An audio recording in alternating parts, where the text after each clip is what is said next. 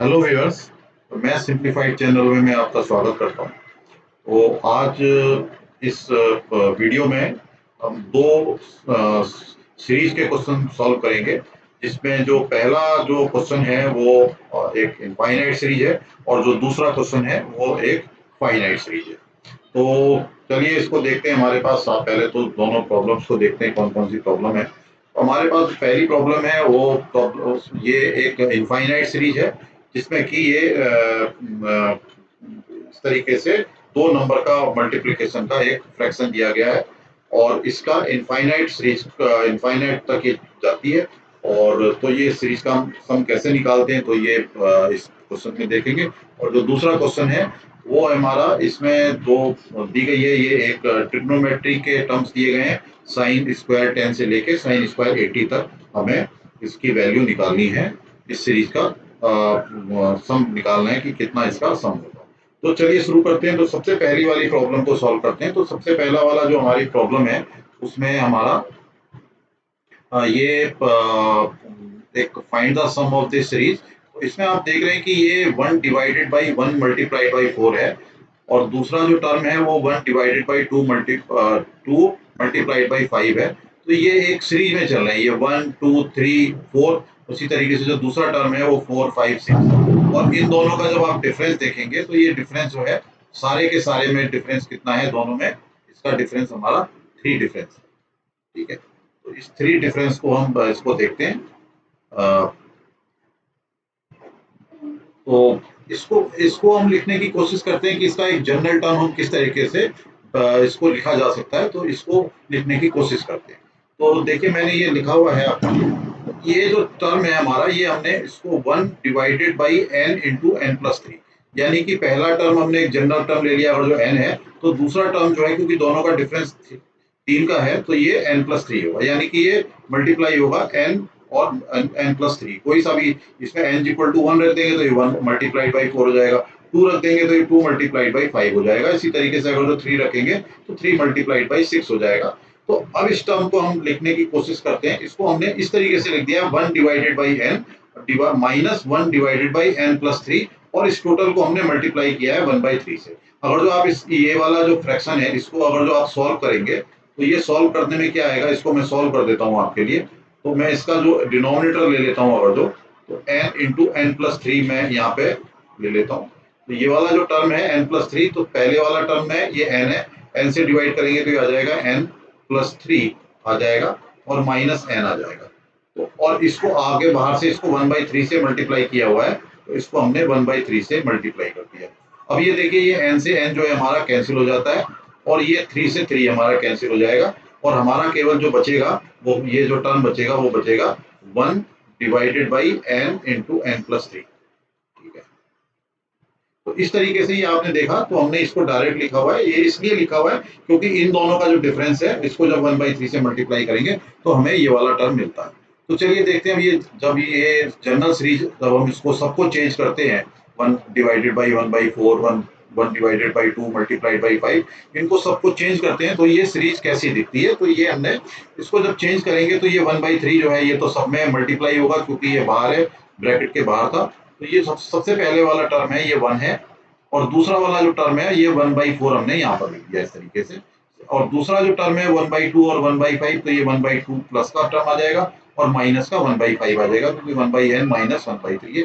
इसी तरीके से ये 1/3 और 6 जो है 1/3 माइनस 1/6 आ जाएगा। इसी तरीके से 1/4 माइनस 1/7 आएगा। ये मैंने एक टर्म और आगे का लिख दिया है जो कि 5 और 8 होगा। ठीक है, और इससे अगला जो टर्म होगा, तो ये अभी इतने टर्म को देख लेते हैं। तो ये जो 1 वाला जो टर्म है ये तो ऐसा है। अब दूसरा जो 1/4 वाला टर्म देखते हैं, तो ये एक हमारा नेगेटिव टर्म है। 1/4 जो है वो नेगेटिव है इसके पीछे। और जो दूसरा टर्म यहाँ पर आप देख रहे हैं, ये वाला जो एक दूसरा हुआ ये प्लस 1/4 है, यानी कि ये 1/4 माइनस और प्लस वाला ये कैंसिल आउट हो जाएंगे।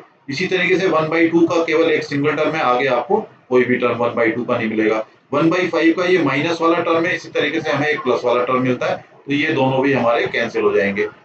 इसी तरीके से आपका ये 1/3 इसके साथ का कोई टर्म नहीं है, 1/6 वाला जो टर्म है, ये इससे अगला वाला जो टर्म अगर जो आप देखेंगे 1/5 माइनस 1/8 है, तो उससे अगला जो टर्म होगा 1/6 माइनस 1/9 होगा, तो ये 1/6 भी कैंसिल हो जाएगा, 1 ये सारे टर्म जो है वो कैंसिल हो जाएंगे, क्योंकि ये सीरीज हमारी इनफाइनाइट सीरीज है। तो हमारे पास कितने टर्म बचते हैं? एक तो ये ये 1 बचता है, ये वाला 1 जो है ये हमारा कहीं कैंसिल नहीं हुआ।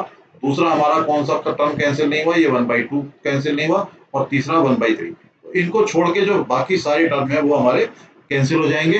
तो अब ये सीरीज जो हमारी बचेगी, इसको हम लिख सकते हैं 1/3 और 1 प्लस 1/2 प्लस 1/3, और जब इसको जब आप सिंप्लीफाई करेंगे तो इसका आंसर आ जाएगा 11/18।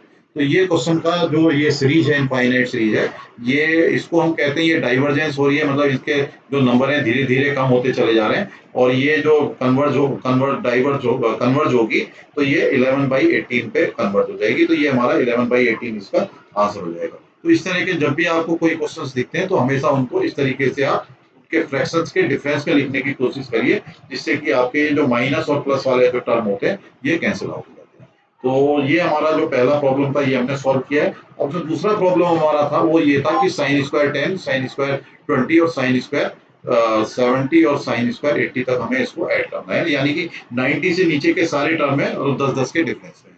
तो ये एक हम जानते हैं कि ये sine square x plus sine square 90 minus x जो है वो हमारा इसकी वैल्यू 1 होती है। ये क्यों वैल्यू 1 होती है? क्योंकि हमें ये पता है कि जो sine sine 90 minus x 90 minus x जो है इसकी वैल्यू हमेशा ये होती है cos x। ये 90 माइनस एक्स जो है ये cos x होती है या माइनस cos x होती है, या ये जो है या तो मतलब ये इसको अगर जो मैं प्लस माइनस ले लूं, तो इसकी जो वैल्यू होगी वो प्लस माइनस एक्स होगी, यानी कि या तो प्लस जो होगी वैल्यू cos x, या तो माइनस होगी या प्लस होगी, यानी कि हम cos 90 प्लस माइनस एक्स लिखते हैं, तो ये वैल्यू हमेशा cos x होती है, माइनस एक्स। तो 90 माइनस एक्स की वैल्यू माइनस cos x होती है, मगर जब आप इसको स्क्वायर करेंगे तो ये इसकी वैल्यू कितनी हो जाएगी? ये हो जाएगा हमारा sine square x plus cos square x, और ये हम जानते हैं इसकी वैल्यू 1 होती है। तो इसको हमने इस तरीके से लिख दिया कि sine square x plus sine square 90 minus x की वैल्यू हमेशा 1 होती है। तो अब ये वाली जो इक्वेशन है इसको हम इसको रीअरेंज करते हैं, थोड़ा सा देखते हैं कि इसको किस तरीके से रीअरेंज किया जा सकता है, जिससे कि हम ये वाला जो फार्मूला हमारा जो हमने निकाला है इसको इसमें फिट कर सके। तो ये जो इक्वेशन है आप देखिए, ये इक्वेशन को मैंने लिखा हुआ है, तो साइन स्क्वायर 10 और साइन स्क्वायर 80 वाला जो टर्म है वो मैंने इकट्ठे लिख दिया, यानी कि ये साइन स्क्वायर 10 और साइन स्क्वायर 80 को मैंने एक जगह पे लिख दिया। ये और ये मैं इनको ज्वाइन कर देता हूँ। इसी तरीके से साइन स्क्वायर 70 है और 20 है, और साइन स्क्वायर 70, यानी कि 20 और 70 का जो सम है वो 90 है, तो मैं इनको एक अलग जगह लिख देता हूँ। इसी तरीके से मैंने तीसरा टर्म जो है 30 और 60 वाला लिख दिया, और चौथा टर्म 40 और 50 वाला लिख दिया। इस तरीके से हम इसको ऐड कर लिया। अब इसको जो है हम देखते हैं कि ये जो साइन स्क्वायर 80 है, इसको मैं क्या लिख सकता हूँ? 80 जो है 90 माइनस 10 का डिफरेंस है, तो इसको जो है ये हो जाएगा sine square 10 plus sine square 90 minus 10, sine square 80 की जगह। इसी तरीके से साइन स्क्वायर 20 और साइन स्क्वायर 90 माइनस 20 कर देते हैं। इसी तरीके से हम इसको साइन स्क्वायर 30 और ये 90 माइनस 30 कर देते हैं, इसको 90 माइनस 40 कर देते हैं। तो ये वाली जो इक्वेशन है, अब ये जो, क्योंकि ये साइन स्क्वायर एक्स और साइन स्क्वायर 90 माइनस एक्स की वैल्यू हमने 1 दिखाई थी, तो ये जो हमारा ये वाला जो टर्म है इसकी वैल्यू कितनी हो जाएगी? ये 1 हो जाएगी। तो यहाँ पे इसकी जगह मैं 1 लिख देता हूँ। इसी तरीके से इसकी वैल्यू को मैं क्या लिख देता हूँ? ये भी 1 हो जाएगी। तीसरा जो टर्म है इसकी वैल्यू भी 1 हो जाएगी, और जो चौथा टर्म है हमारा इसकी वैल्यू भी 1 हो जाएगी, और इनको जब हम ऐड करेंगे तो इसकी वैल्यू हो जाएगी 4। तो ये हमारा जो है इसकी जो सीरीज है इसका टोटल वैल्यू होगी 4। तो मैं उम्मीद करता हूँ कि ये आपको वीडियो पसंद आया होगा, और आप इस तरह के सवाल कभी भी आते हैं तो आप इस तरह के सवालों को सॉल्व कर पाएंगे। और अगर जो आपको ये वीडियो पसंद आया तो इसको कृपया लाइक करें और चैनल को सब्सक्राइब करें। तो धन्यवाद, धन्यवाद वीडियो देखने के लिए।